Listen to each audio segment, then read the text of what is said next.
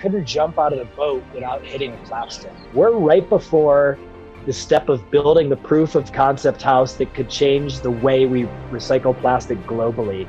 Some people may not know, but construction is the second industry in the world that consumes the most amount of resources. For a 550 square foot house, which is a little casita, we're looking at using 10 tons of plastic. 7 billion plus of us use an average of 300 pounds per year. You're not helping in any way, you're just producing more plastic.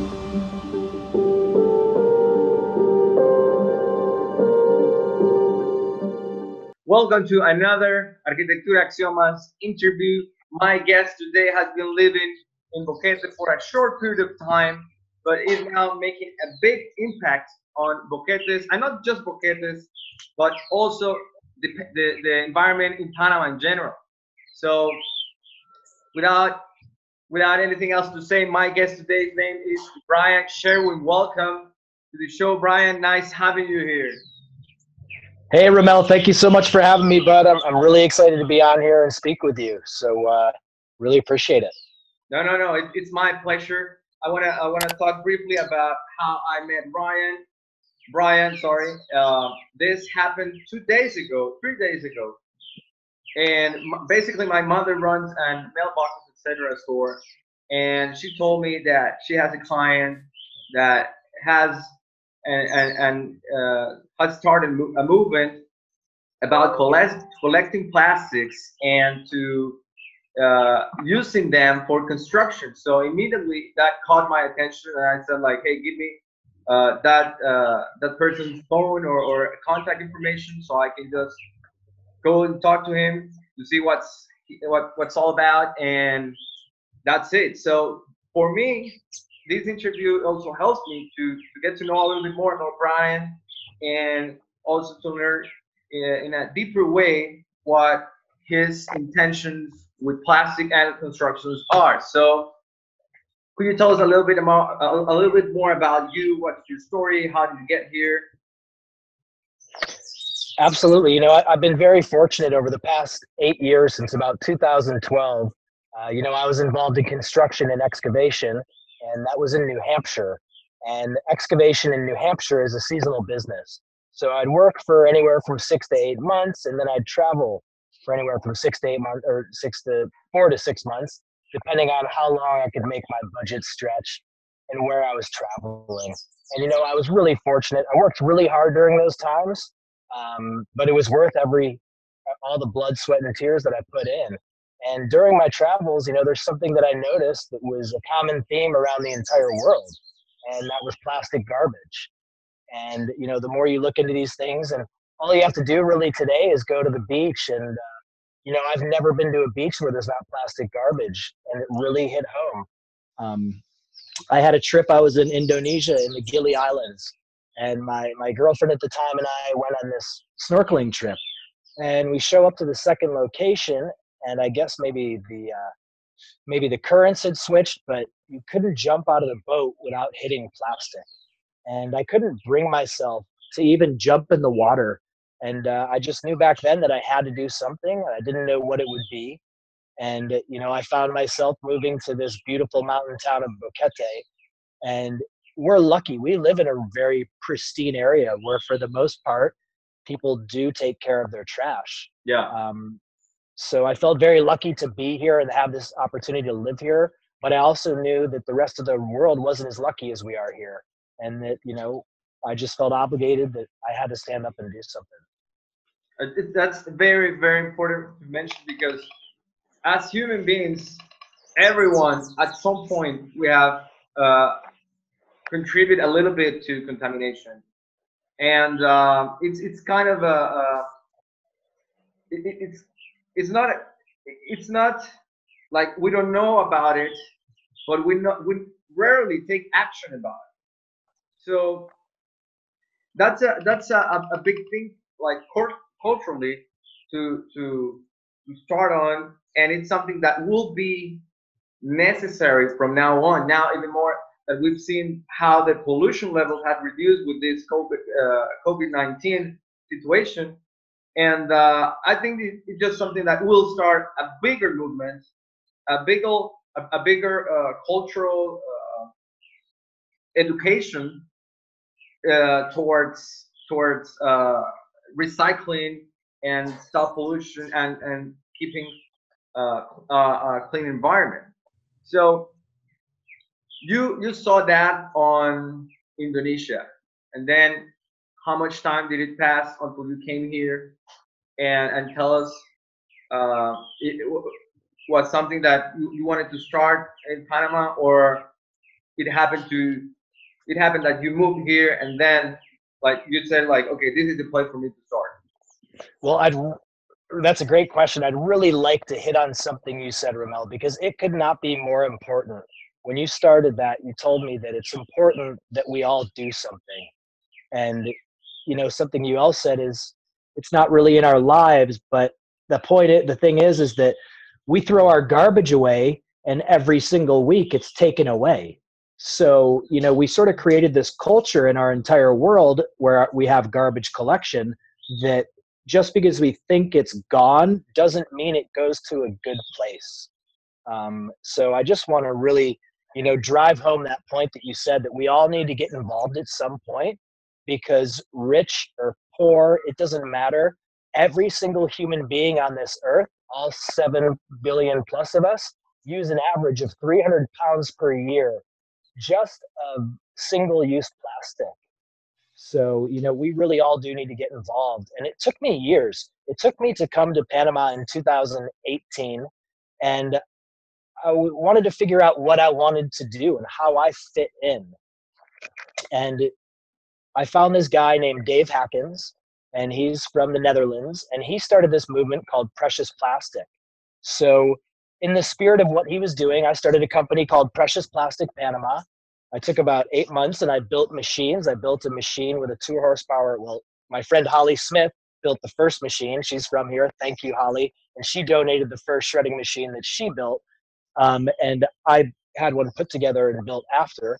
And I also had an injection machine. So I was making things with injection molding. I was making souvenirs, different things you could use in your house, keychains. And I started off with Precious Plastics Panama. And during that time with the machine that I had to cut plastic, I had to cut a lot of it by hand, the big stuff. So I spent months and 20 hours or more a week of cutting plastic by hand. And I just kept thinking, how can I come up with something to use plastic in more volume? And that's sort of where the idea came up for me, being someone with a construction background and interested also in sustainable development.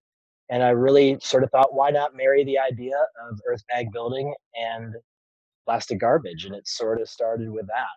And then in January of this year, I found out I'm going to be a father for the first time. And then I said, all right, I have to do it. I have to leave a cleaner planet, if possible, for my kid. And that's sort of where I am today. Yeah, and it's very important. I mean, you're gonna be a parent, so that's a big important thing on anyone's life. But if you take that motivation to go ahead and start a cause about a safer place to our kids, that's even more powerful.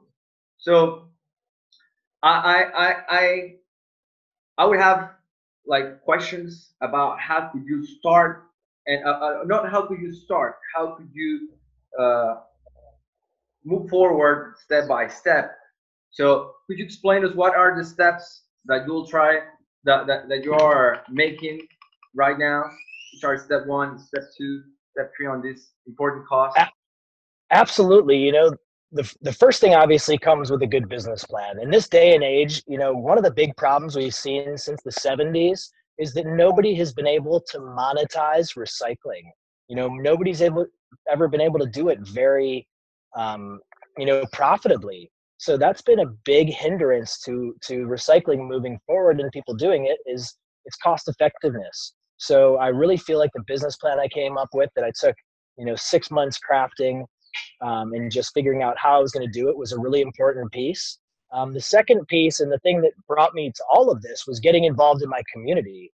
And that really needs to be the first step for all of us, is just, find out what you can do in your local community. So once I started volunteering here, I really got a better idea of what the problem was and what the infrastructure looked like, globally, what was there, what the process was like, where the plastics are going. So, that was the second part, was really, getting the hands-on experience to know how really recycling behind the scenes works. And it's a dirty business, that's for sure. It is garbage, but it really is a dirty business.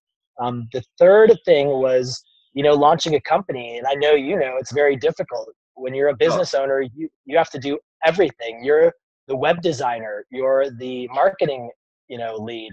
You do all the advertising, public relations, all of the accounting, so that was number three, was really putting all of the business affairs in order. And number four was finding some money to get started. And fortunately, you know, I think when you go down a path of living your true self, I think a lot of those things come to you. And I feel like that's why we're speaking today. But a great man in this community approached me, and he had an interesting idea to build bamboo houses.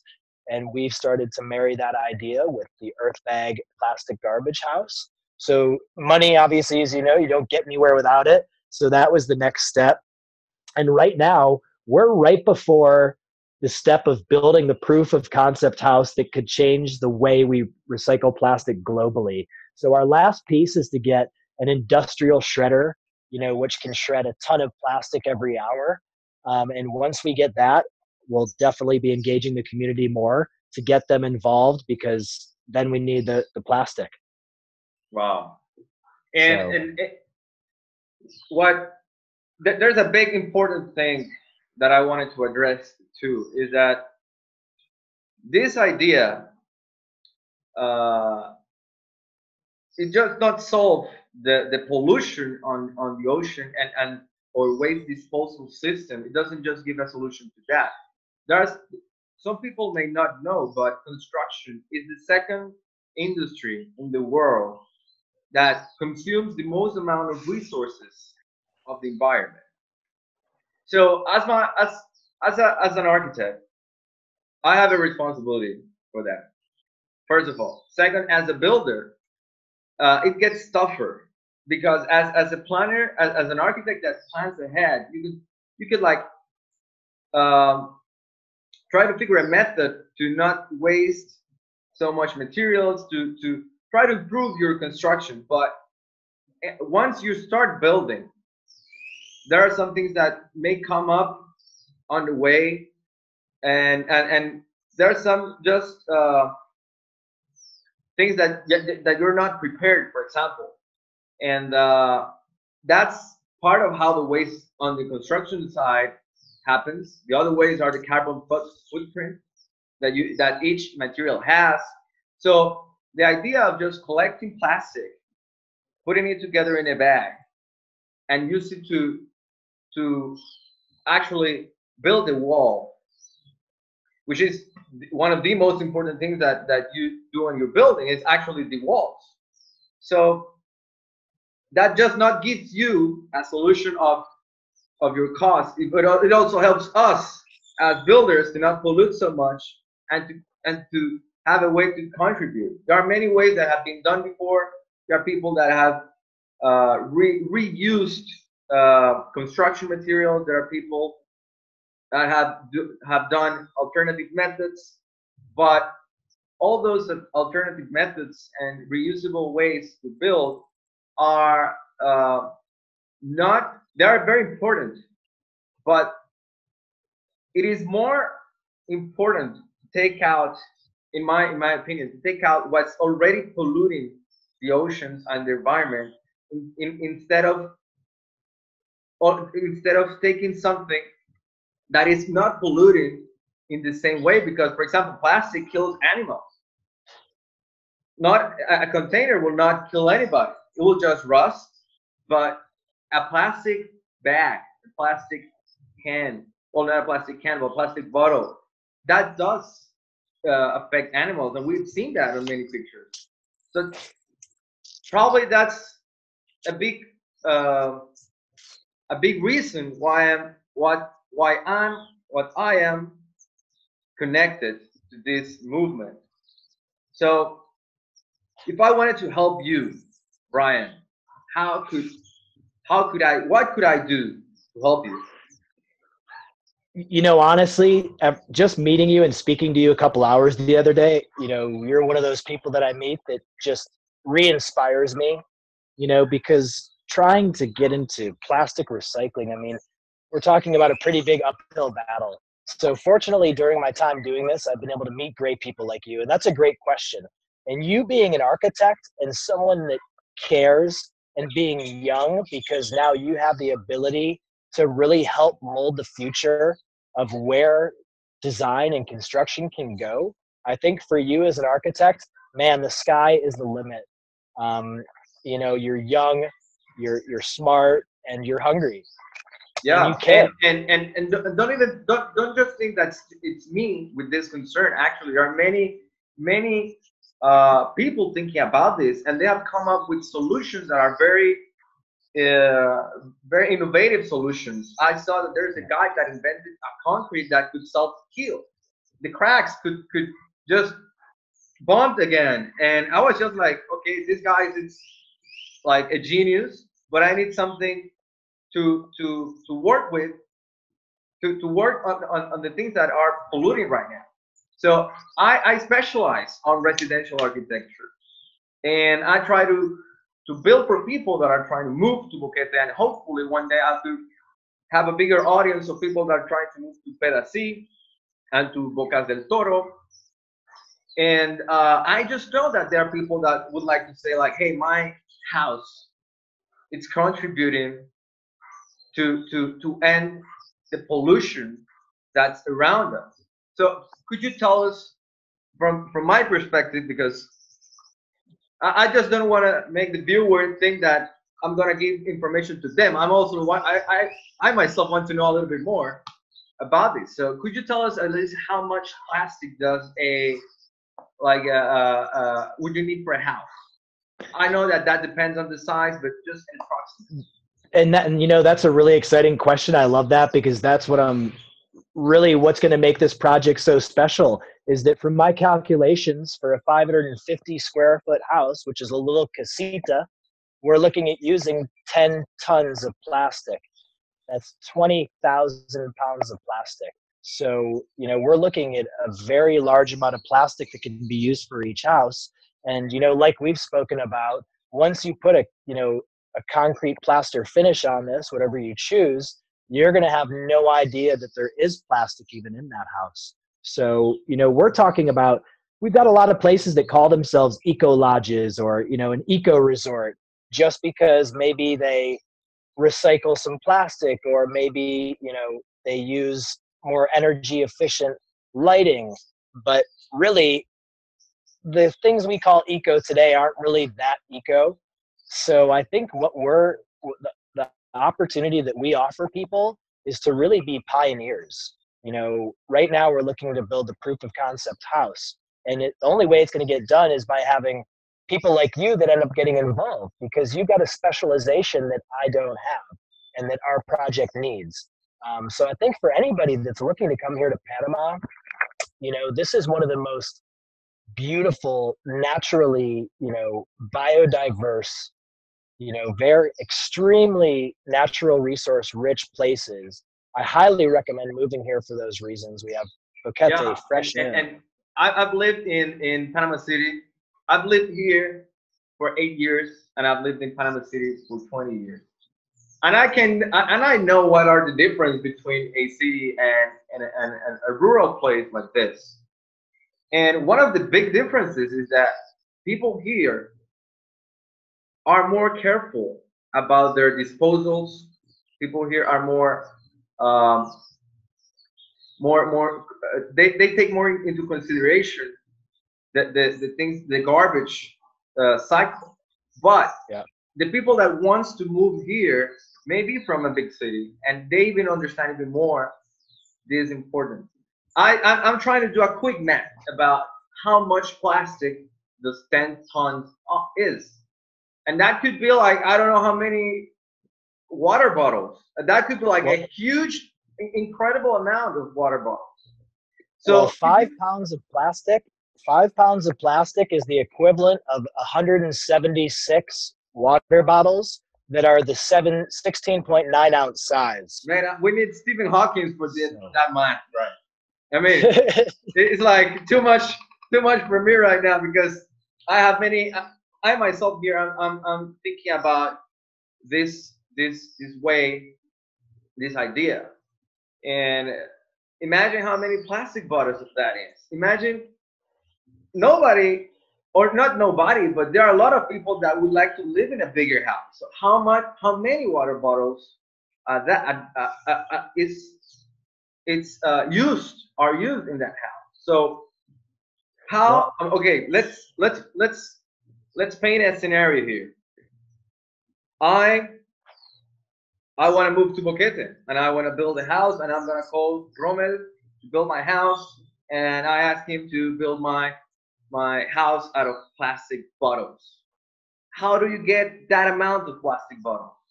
How could you give me that much? And if there is anything that I could do just to help you gather that amount of plastic, as a that's one of the please go ahead. that's one of the big challenges that we face here in Panama. And I'm not going to pick on Panama because global recycling is the numbers are very low everywhere.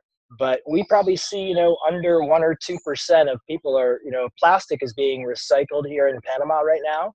So that's a difficulty, but everyone wants to do better. And just so when I worked with a group in David, from in 1 month, from only about 100 to 120 people showing up to an event, we had a truck that was 20 feet long, filled to the top with plastic. So our so once we are ready to move forward, collecting that plastic won't be a big deal. I've got a plan, to get the schools involved and to get more people in the town involved. Because with the plan that we have now with this project, it removes the number one bottleneck from all of recycling, which is separating the plastic, and we're going to use it here locally. So I think we've got an opportunity to really be a beacon of light when it comes to the recycling that's going on around the world right here in Boquete. So, the amount of plastic we each use a day, it will not be difficult to gather that much plastic. And, instead of shipping it to Costa Rica or to Brazil to make brooms, we can keep it right here in Boquete and build a house. So I think that's a really special idea and opportunity that we have. 100%, 100%. And there's something that we talked about on Saturday that really caught my attention because I haven't looked at it as the way that you said it to me, and that is that how the concept of recycling appeared. And basically, and correct me if I'm wrong, but basically, recycling is a word that was not even, well, yeah, it was invented by the companies that were producing the plastic to say that they were not polluting as much as people thought about. So the thing that really impacted me the most was that if you take a plastic bottle, a plastic bag, or whatever, and you throw it in the garbage, there's one person that will pick that bottle or bag, send it to our recycling plant or facility, and then it could be recycled again. But it doesn't solve the problem. Actually, you're not helping in any way. You're just producing more plastic. So the important thing about this uh, plastic bag houses is that when you put the plastic, you shred it and you put it on the bag and you use it for the wall, that's where it will die. I mean, that's the end of the cycle. And That's it. that's for me was the biggest shock because I mean, probably a recycle expert could make it obvious, but for me, as a person that use a lot of plastic, and I felt like I'm doing my part by recycling, and actually not doing anything. Yeah. It's actually at this point it's counterproductive. And really, the a big expose that came out by the Rolling Stone a couple of years ago about what's happening in the United States. You know, on average, the United States recycles 9% of its plastic. Well, we found out that over half of that was being shipped to Asia and Africa. And it is even going to places like Turkey, Indonesia, Senegal, Malaysia. And these countries have been inundated. But that's a really good point to make, because I was just as ignorant as well, because I thought, oh man, I'm recycling, I'm doing a good thing. But like you mentioned, you know, the companies in the 70s that were the biggest polluters, they came up with the concept of recycling and the recycling symbols for them to be able to get around regulations. So that was their way of not being regulated, was by saying, hey, look, we have an answer to all of this. Yeah, But don't what happened worry, is, don't worry. We'll take care about everything. exactly, you know, and then we trusted them to take care of our recycling. And, you know, now we have 100 million tons with a T of plastic in our ocean. And we're expecting this year for 10 million more tons to enter our ocean. And this cannot last long. It won't last long. No, one day we're gonna go to a so-called resort, and we're gonna be swimming along on a beach that has plastic bottles. You know, something And I didn't mention to you is that the average person takes in, I think it's 11 grams of plastic a week. That's the equivalent of the size of a credit card. wait, So in one like in year, what way? you're ingesting it through food and water. Really? That's how contaminated our food and water is, that the average person is going to be eating 52 credit cards a year. That's a stack of credit cards of plastic about that Yeah, yeah, high, yeah. of microplastic that you're taking in just through our diets. I don't know where I could drink water anymore. I think I'll need to go to a river close to Boquete so I can drink my water. But That's one of the big reasons why I'm here, because we do have access to fresh water that most of the world doesn't. You know, we're very fortunate in that way. yeah, as I mentioned, I lived in Panama City, and there was a river that obviously every river goes at the end goes to the sea, but this river in particular, it was polluted in a complete different way. I mean, it was or is, I don't know the status, but one of the most polluted rivers in Panama, and it polluted the Avenida Balboa area, which turned out to be years later a high-end area. So there's a Yeah. lot of people paying money, big money, to live in front of a sea full of who knows what. Because I mean, there's everything there. There's everything, and now I really think that if you put it in that perspective, the goal is to to to actually use all the plastic that's left, that's already around the ocean, and start looking up for another way to package or food or drinks and anything that's not plastic, because it will not it will not have an end, right? And I've seen No. alternative packaging solutions like they're like there's some that look like plastic bags. They're made out of I think some vegetables, and Yeah. it dissolves in water if you stir it a little bit. But how how as a person, my questions now, and I'm completely getting out of the script right now. I'm just asking you questions out of my mind. But how as a person that I don't want to build a house, and I don't want to. I don't live in Boquete, but I understand your cause. I know that you're trying to do something important, and it's a Yeah. big thing that you want to do. Nobody can do that alone. Not even big organizations can do that alone. But you know, it's again this cultural mindset that everyone needs to have at some point. But how right now could I help you with your idea?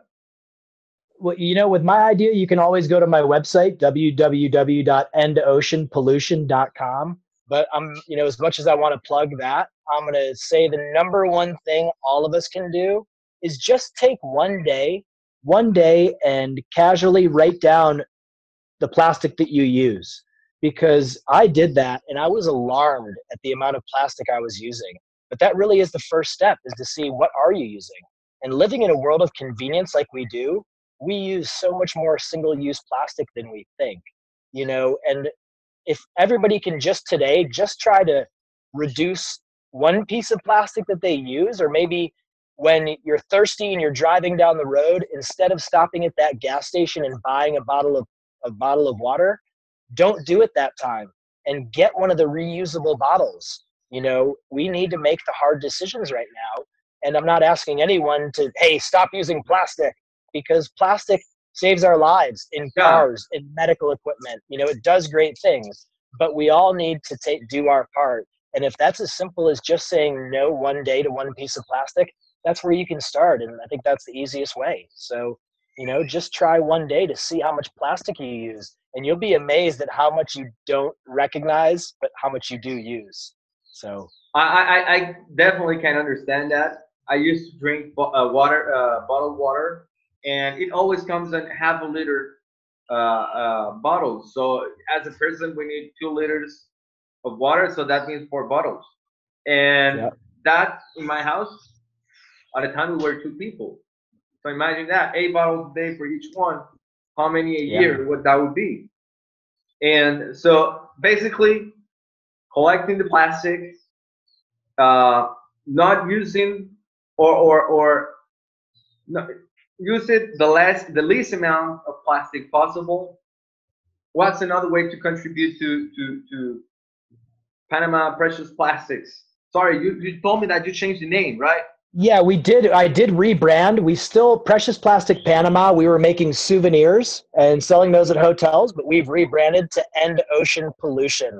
What we're looking to do is a more global movement, because what I have designed is a localized solution that can scale globally without any change to the current infrastructure. So if you have the financial ability right now, please go on our website, buy one of our products. Every product we sell that's on there right now will sponsor 5 pounds of plastic to be used in the building of our first proof of concept home.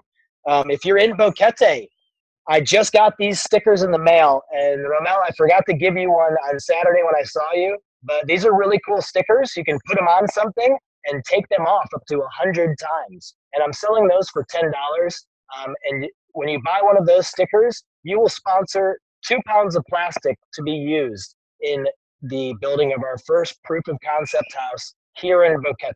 So basically, the 3 ways that we've mentioned: one is not use as many plastic as as you could.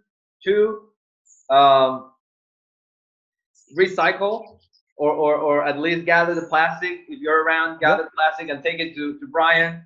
And three, your product, your merchandise, your merch uh, sponsors plastic collection, maybe Yep. beach clean. I'm guessing, or Well, that just sponsors the money that we're using, and we're using all the money that we're collecting towards building this first house. That the money we collect will actually pay for the building of the house. So your money goes directly to the first house being built that could change the way the world recycles plastic. So just know that you're that's at a the start beautiful. of a potential trend. I'm gonna give you. I'm gonna clap on that. That's a beautiful line. For me, as a waste producer, for me as a person that is trying to make difference, and for me as a builder, I would love to see that. I would love definitely see that happen. So again, you already told us your website. There's any are you on any other social media? Yeah, we're on Instagram. We've been a little quiet because I've been really busy grinding up a lot of plastic, and that is End Ocean Pollution Now on Instagram. I'm now adding you right now. And Ocean Awesome. Pollution. And Now, that's on Ocean. Instagram. We're getting ready to make another big push. We're not sure when recycling will open back up here in our community, but we're going to be working behind the scenes. End I think ocean there's pollution now. that's us. You got it. I think there's a reason why I met you, and I think we could have a very bright future together as well. So who knows what's going to Yeah, come yeah, of all yeah. of this? For all the people that are watching here, I'm gonna make a public commitment, and this is that I'll try to uh, see in what way can I help this initiative, this movement, and I already talked. I already said this to Brian, but now I'm making it public. So that's my commitment, right? That's my commitment as a builder, as a people, as a citizen of Boquete. I don't I don't know how many views does this interview will get, but I'm sure that at least 10% of people will look at this and will say like, hey, you know what? I'm gonna be part of this too. I'm just gathering my plastic, or I'm just gonna buy the Brian's Merc so I could help him. And